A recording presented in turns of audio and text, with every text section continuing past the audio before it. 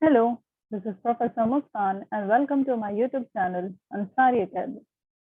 In our today's session of oscillation, we are going to discuss sums related to this chapter.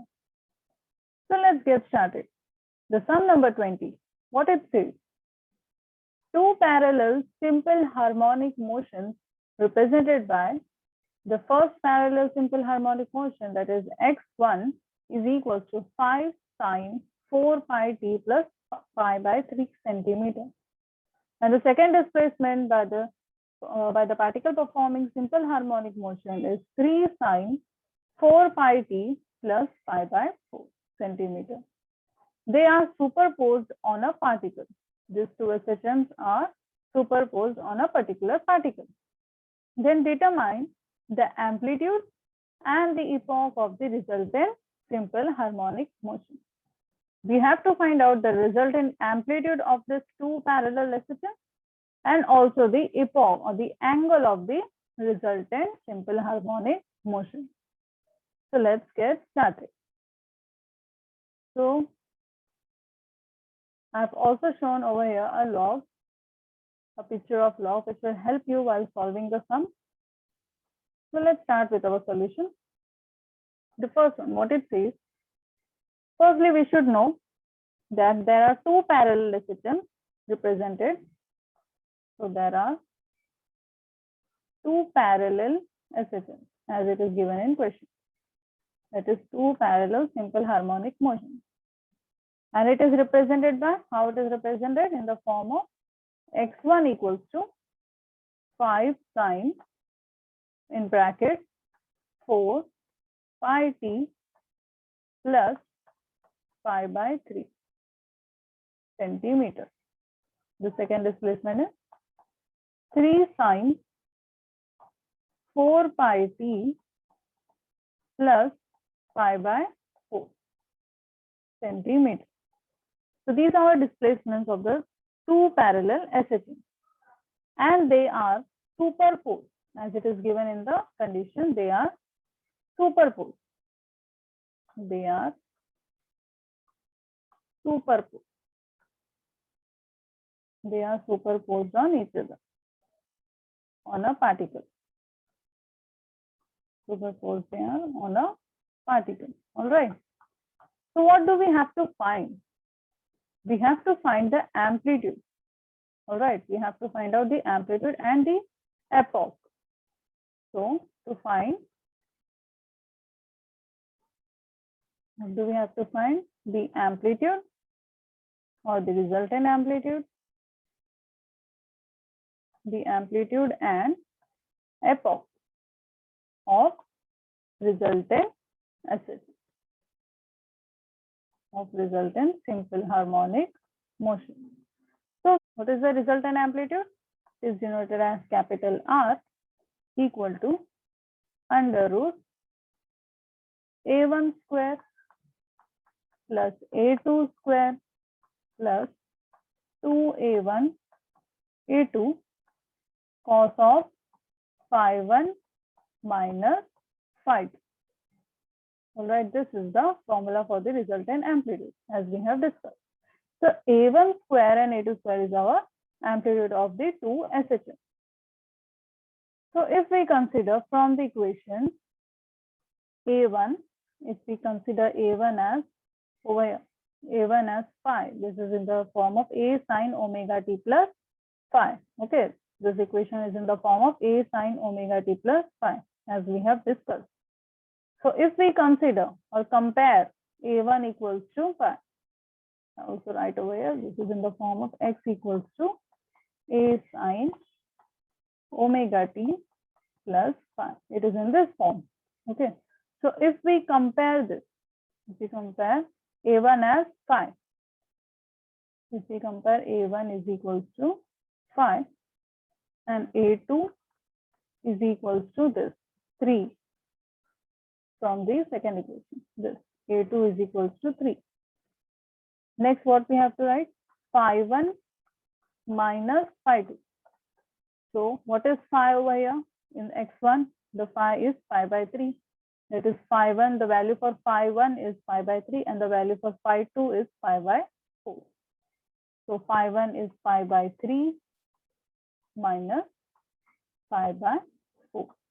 So what we get, the value for phi 1 minus phi 2 is pi by 12. Substitute the given values in equation number 1. Consider this as equation number 1. This as equation number 1. How to solve? R equals to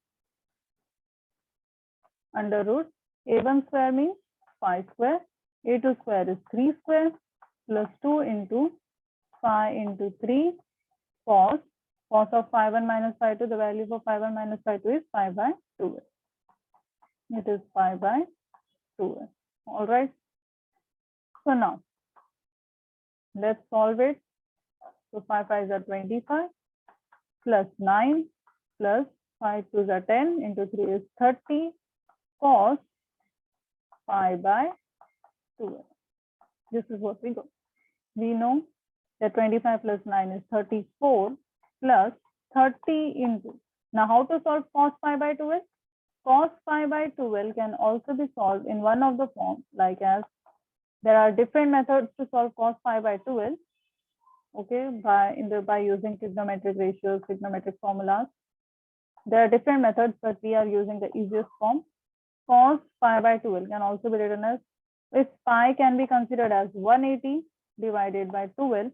So what do we get? 12 ones are 12. Again over here, 1 carry. So 12 5s are 16. So what we get as cos 15.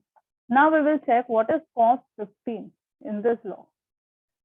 So the value for cos 15 is 0.9659. The value for cos 15 is 0.959 over here. Let me highlight it. Cos 15 is 0.959. Okay. This is a natural cosine. So what do we get in cos 15 as? Cos 15 can be written as 0.959, can be written as 0.966 if we round off. Okay. So after solving this equation, what we will get? After solving this equation, we get, which is equals to under root 34 plus 28.98. So after adding this, we get under root 62.98. Now we have to check the square root of 62 in the log. The square root of 62.98 by using the log. We have to calculate the value for 62. Now the value for 62 under 9. So value is 62. What is the value? It is 62.98, right? So in 62, the square root of 62 is, we have to search in the row of 9. So it is 7.931. It is 7.931. It is 7.931. Next, again, and then what is the number after 9? It is 8. We are going to search 8 in this mean difference table. Over here, in this mean difference table, we are going to search 8. Okay, so 8 is, the value for 8 is 5. So what we will do, we will add 7.931 plus 5. So what we get? 7.936. So it means the square root of 62.98 is 7.931 plus under 8 what we have searched, that is 5. So 7.931 plus 5 is equals to 7.936. So the square root of 62.98 is how much? It is 7.936. This 7.936. Now this is our resultant amplitude.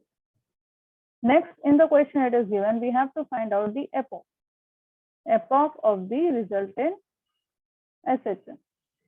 Epoch of the resultant SHM. All right. Resultant SHM. So how to find out? We know if we consider angle equals to tan inverse A1 sin phi 1 plus A2 sin phi 2 divided by, this is the formula for finding a A1 cos phi 1 plus A2 cos phi 2. Okay, so let's solve this. Tan inverse will be as it is, equal to, the value for A1 is phi, sin, the value for phi 1 is pi by 3, as we have discussed it before. A2 is 3 into the value for sin phi 2 is pi by 4. Okay, divided by the whole term divided by, again A1 phi into cos pi by 3 plus A2 is 3 into cos pi by 4. All right. So now we should know that tan inverse 5 into, what is the value for sin pi by 3? The value for sin pi by 3 is root 3 by 2. It is root 3 by 2 plus 3 into the value for sin pi by 4, that is sin 45, is 1 by root 2 divided by 5 into cos pi by 3. It means cos 60. Cos 60 is 1 by 2 plus 3 into cos pi by 4. It means cos 45 is 1 by root 2 again. Now after solving this, what we get?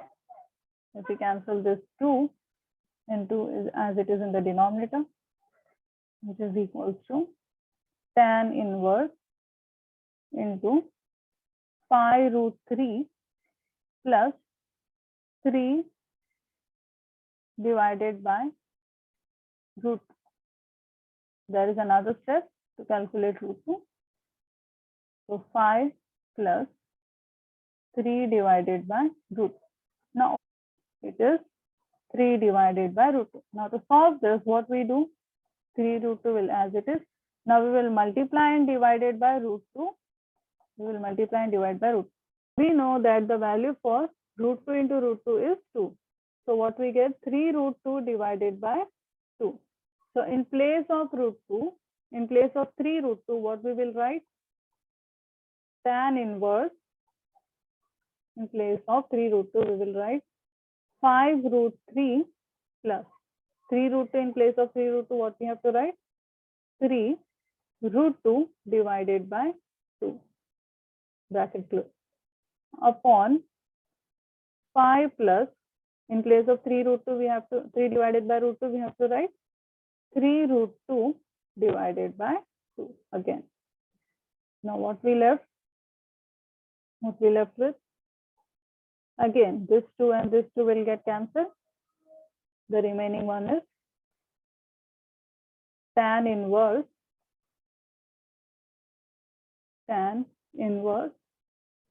5 root 3 plus 3 root 2 divided by 5 plus 3 root 2.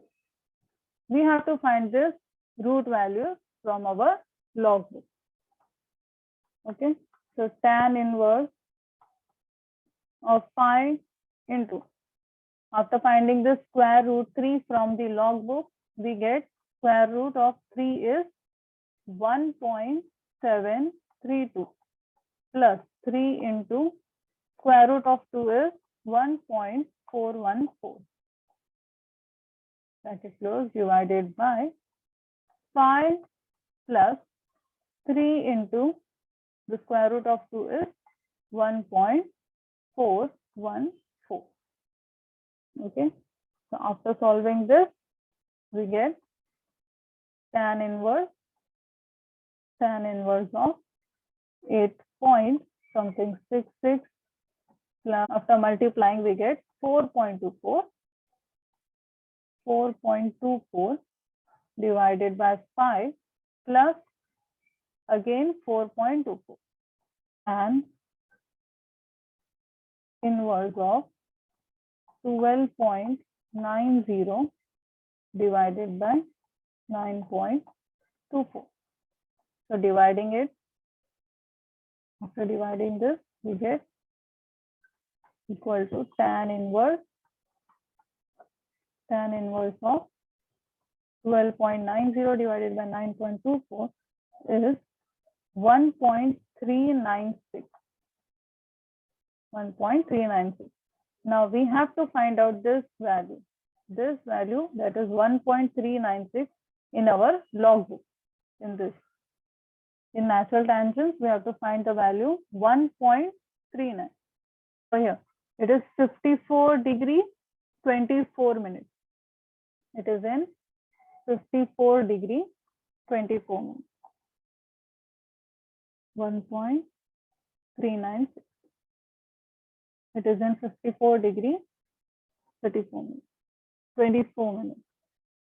Tan inverse is 54 degree 24 minutes. Now this is our epoch of the resultant etc. Sum number 21. What it says, a 20 centimeter wide thin circular disc of mass 200 gram is suspended to a rigid support. As we have seen in our previous session, that a disc was attached to a rigid support. The same question. A 20 centimeter wide thin circular disc of mass 200 gram is suspended to a rigid support.